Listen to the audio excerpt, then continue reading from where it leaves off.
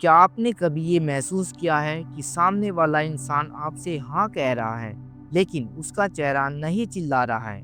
क्या कभी ऐसा महसूस किया है कि कोई मुस्कुरा रहा हो, लेकिन आपका दिल कह रहा हो कि कुछ गलत है? अगर हाँ, तो यकीन मानिए, यह प्रॉब्लम नहीं है। आप बस लोगों को पढ़ना नहीं जानते। और यही बात इस किताब ने मुझे सिखाई। कुछ समय पहले की बात है, मैं एक ऐसे इंसान से मिला जो बाहर से बहुत शांत था। आवाज धीमी, चेहरे पर हल्की सी मुस्कान। बात करते हुए वो बार बार समझ रहा हूँ कह रहा था, लेकिन उसके पैर लगातार हिल रहे थे। उसकी उंगलियां कुर्सियों को कसकर पकड़े हुए थी और उसकी आंखें मेरी आंखों से मिल ही नहीं रही थी। उस दिन मुझे समझ आया, इंसान वही नहीं होता जो वो कहता है, इंसान वही होता है जो वो दिखता है बिना बोले। यहीं से read people like a book मेरे लिए सिर्फ एक किताब नहीं रही, बल्कि एक नया नजरिया बन गई। जब हम कहते हैं read people like a book, तो इसका मतलब माइंड रीडिंग नहीं है। इसका मतलब ये नहीं कि आप जादूगर बन जाए। इसका मतलब है लोगों के बिहेवियर को समझना, उनके सिग्नल्स को पकड़ना और ये जानना कि सामने वाला सच में क्या महसूस कर रहा है। क्योंकि सच्चाई ये है, इंसान शब्दों से झूठ बोल सकता है, लेकिन उसका शरीर नहीं। इस किताब का पहला और सबसे ज़रूरी लेसन ये है, लोगों को पढ़ना शुरू करने से पहले आपको खुद को शांत करना पड़ेगा। क्योंकि जब आप ज़्यादा सोचते हैं, ज़्यादा एज्यूम करते हैं, तो आप सिग्नल नहीं, अपनी इमेजिनेशन पढ़ने लगते हैं। Rule number 1, baseline concept. सबसे पहली गलती जो ज़्यादातर लोग करते हैं, वो सोचते हैं जो मेरे लिए नॉर्मल है वो सबके लिए नॉर्मल है। लेकिन ऐसा नहीं है। बेसलाइन क्या है? बेसलाइन मतलब किसी इंसान का नॉर्मल बिहेवियर।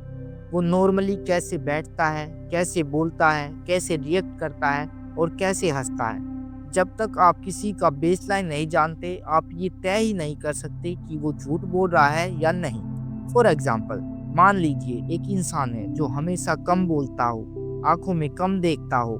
अगर वो आपसे बात करते हुए आंखें नहीं मिला रहा, तो इसका मतलब झूठ नहीं। लेकिन अगर वही इंसान जो नॉर्मली कॉन्फिडेंट है, जो नॉर्मली आई कनेक्ट रखता है, अचानक नजरें चुराने लगे, तो वहां सिग्नल है, क्योंकि चेंज ही असली क्लू होता है। रूल नंबर 2, शब्द नहीं, पैटर्न देखो।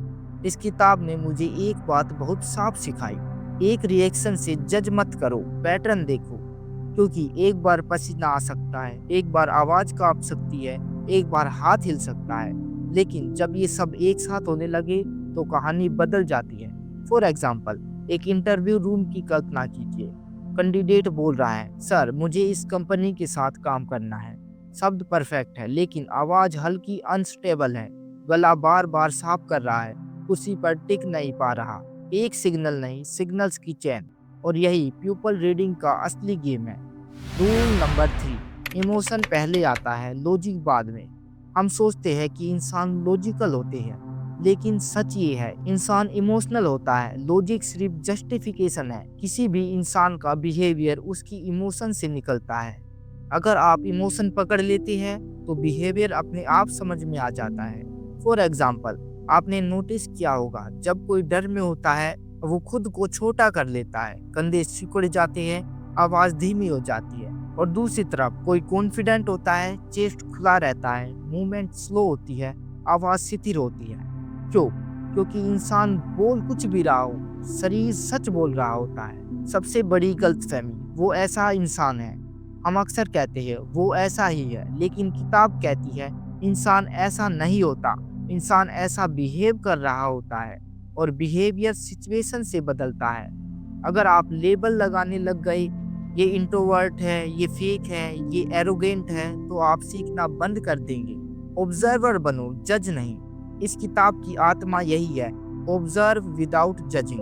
मतलब अच्छा या बुरा डिसाइड मत करो, बस देखो, नोटिस करो। जब आप डिसाइड करते हैं, आप ब्लाइंड हो जाते हैं, लेकिन जब आप ऑब्जर्व करते हैं, आप शार्प हो जाते हैं। मेरा एक दोस्त था, वो कहता था मुझे लोग समझ नहीं आते, लेकिन सच ये था, वो लोगों को सुनता ही नहीं था। वो जवाब देने के लिए सुनता था, समझने के लिए नहीं। जब उसने ऑब्जर्व करना शुरू किया, साइलेंस को, पोजेस को, बॉडी मूवमेंट को, लोग खुद खुलने लगे। अगर आपको लोगों को पढ़ना है, तो सबसे पहले स्लो होना सीखिए। जल्दी कंक्लूजन सबसे बड़ा दुश्मन है। लोग किताब की तरह होती है, पहले कवर, फिर चैप्टर्स, फिर मीनिंग। अगर आप फर्स्ट पेज पर ही पूरी स्टोरी डिसाइड कर लोगे तो पूरी किताब मिस कर दोगे। आज आपने कोई ट्रिक नहीं सीखी, आज आपने देखने का नजरिया बदला है, और यही सबसे डेंजरस स्किल्स है। क्यों? क्योंकि जिस इंसान को लोग समझ में आने लगती है उसे दुनिया अलग दिखने लगती है। आपने कभी गौर किया है, कुछ लोग बिना कुछ कहे ही सब कुछ कह देते हैं, और कुछ लोग हजार शब्द बोलकर भी कुछ नहीं कहते। इसका कारण एक ही है, इंसान बोलने से पहले रिएक्ट करता है, और रिएक्ट करने में शरीर आगे होता है। अब हम उसी शरीर की खामोश भाषा को पढ़ना सीखेंगे, क्योंकि बॉडी लैंग्वेज कभी झूठ नहीं बोलती, बस हम सुनना नहीं जानते। इस किताब ने मुझे एक बात बहुत साफ सिखाई, बॉडी लैंग्वेज को डिक्शनरी की तरह मत पढ़ो, कहानी की तरह पढ़ो। मतलब एक सिग्नल फैसला नहीं, कई सिग्नल सच्चाई है।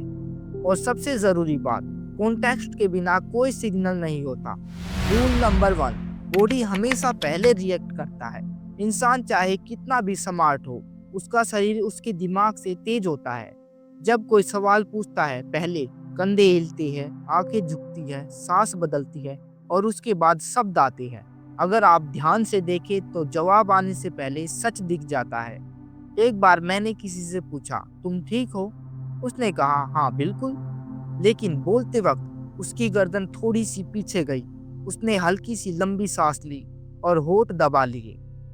उस दिन समझ आया, हाँ हमेशा हाँ नहीं होता। रूल नंबर 2, पोस्चर, इंसान की अंदरूनी हालत। जिस तरह इंसान बैठता है, खड़ा होता है, चलता है, वो उसकी मानसिक स्थिति दिखाता है। जैसे ओपन पोस्चर, चेस्ट खुला, शोल्डर रिलैक्स, हाथ खुले, ये दिखाता है कि बंदा कॉन्फिडेंस है, कंफर्ट है और ट्रस्ट करने लायक है।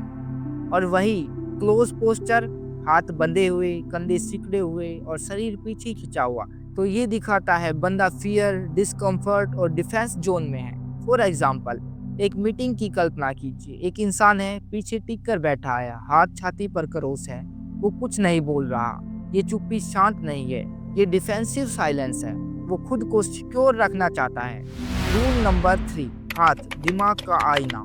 हाथों पर ध्यान देना लोगों को पढ़ने का सबसे आसान तरीका है। क्यों? क्योंकि इंसान हाथों को कंट्रोल नहीं कर पाता। ओपन पाम्स ईमानदारी, ओपननेस और ट्रस्ट दिखाता है, वहीं हिडन हैंड्स अनसर्टेनिटी, फियर और समथिंग टू हाइड।